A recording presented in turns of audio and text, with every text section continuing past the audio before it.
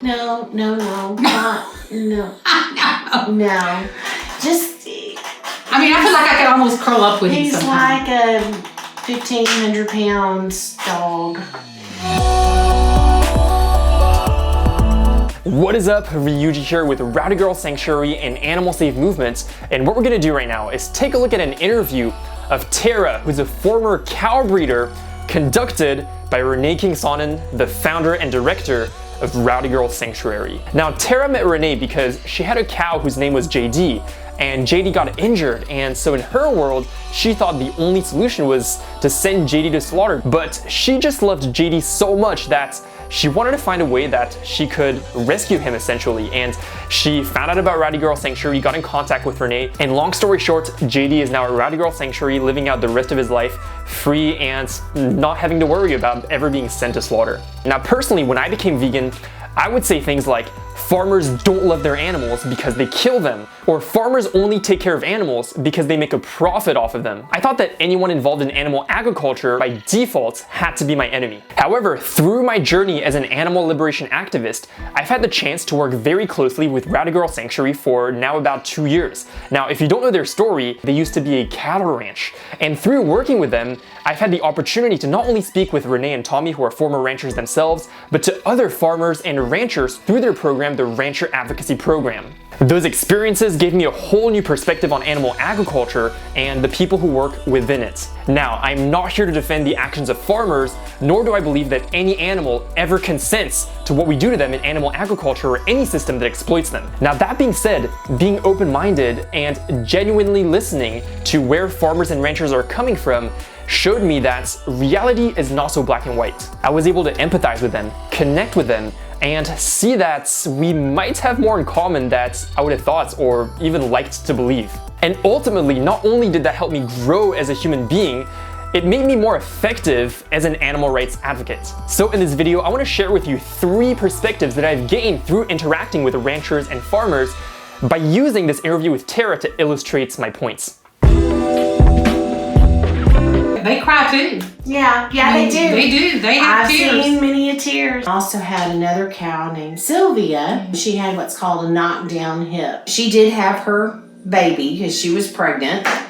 And then I never did want to breed her again because I knew she'd have problems delivering, but she was always my babysitter. It's easier on them. It's called calving ease when they have an adult cow with them to have comfort because they're crying for their mama, and it's hard to hear that because you hear the mamas crying, you hear the babies crying, and it's hard to hear that. Sylvia was not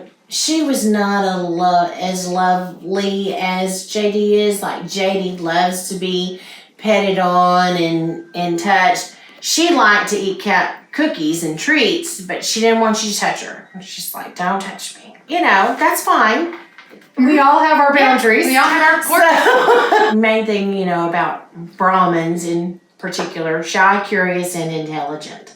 And so when you get to know a Brahmin's personality, you know what their likes and dislikes are. I'm sure that most people think of bulls, they think of like PBR bull riding, or you know, in Madrid with bullfighting, they think of bulls like that, like they're gonna come kill you.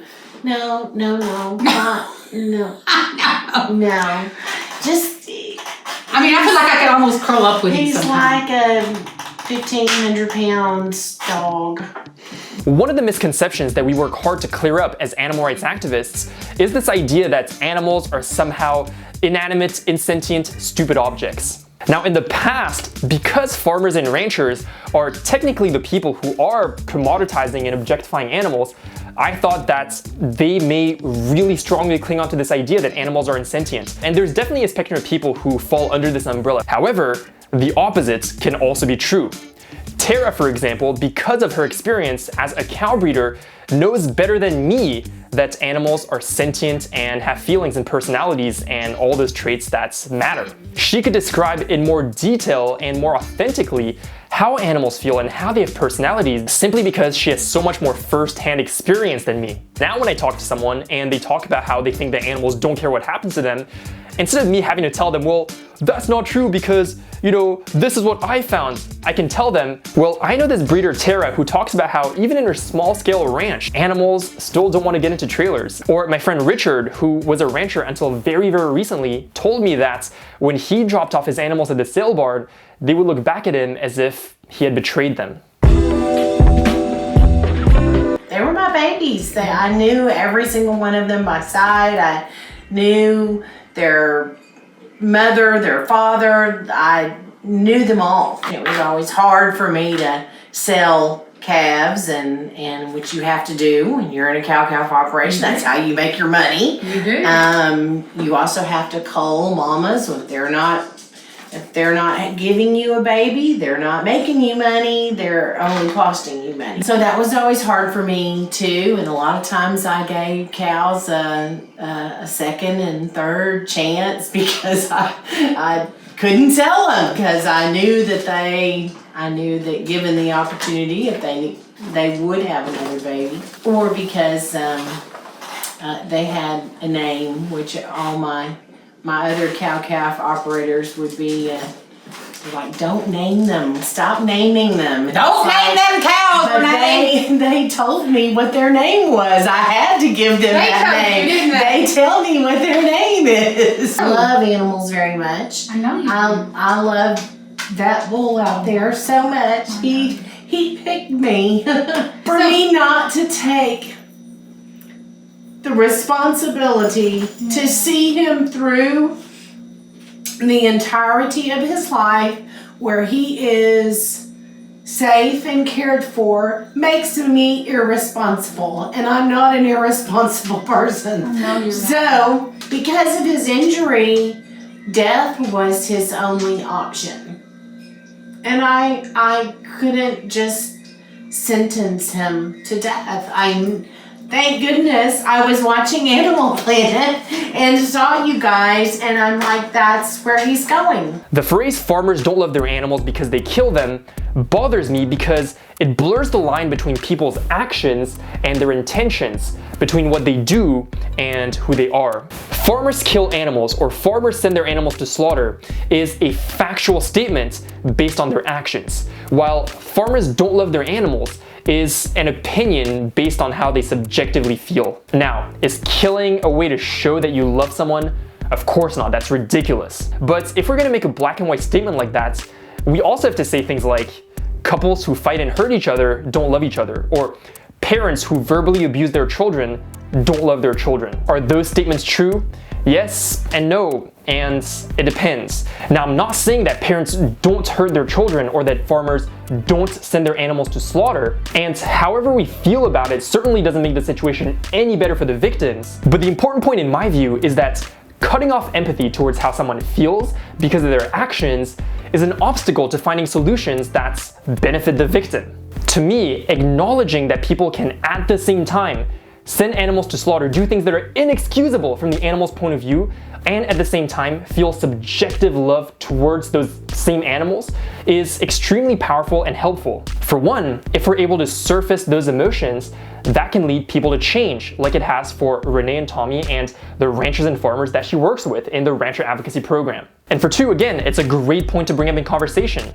When someone starts talking about how, you know, when I actually think about it, I don't really like that animals are killed for my food. You can tell them, well, you know, I've spoken to farmers and ranchers and they're the ones closest to this, right? They send their animals to slaughter, or in some cases, they kill their animals themselves, and they themselves acknowledge that killing an animal is in no way kind towards them. Nobody knows everything.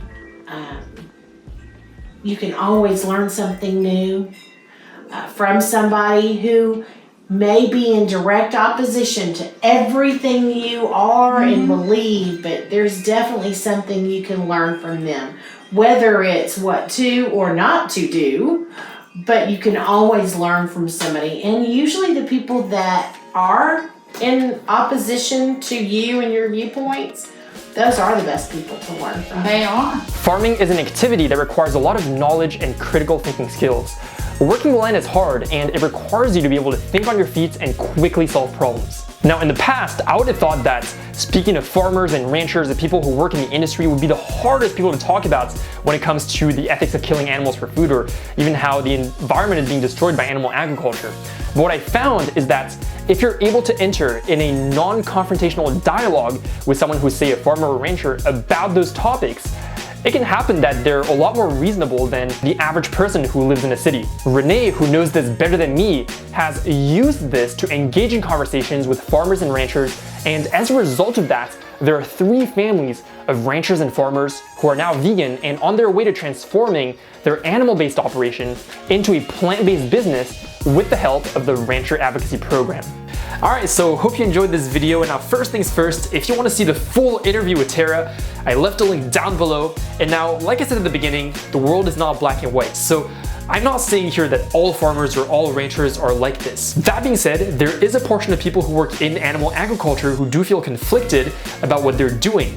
The problem is, multiple farmers and ranchers that I've personally talked to have said that although they do feel this, first of all, they don't let themselves feel that because it's very uncomfortable, but second of all, they have nowhere to go and no one to talk to about this. I mean, they told me that they could never talk about this with people in their community. So part of what we want to do at the Animal Safe movement is equip you with the knowledge and tools necessary to be able to open up conversations with people who might work in animal agriculture but do feel conflicted. And we want to give you a means to not just talk to them, but eventually connect them to organizations that can help them transition should they be interested in organizations like the Rancher Advocacy Program. So if you're interested in learning more about that, I've left some links and resources down below in the description. And also make sure to follow us on all our social media platforms, because we're going to be talking about this more and more, and we're going to be rolling out ways that you can get involved directly. If you'd like to see more content like this, then please leave a like on this video and leave us a comment down below to let us know. I know we read all the comments, and if you don't let us know, we don't know, and we'd really like to know. We're trying out some new formats here, so,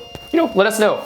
Apart from that, I've been Ryuji with the Animal Safe Movement and Rowdy Girl Sanctuary. Until next time, let's keep defending animals.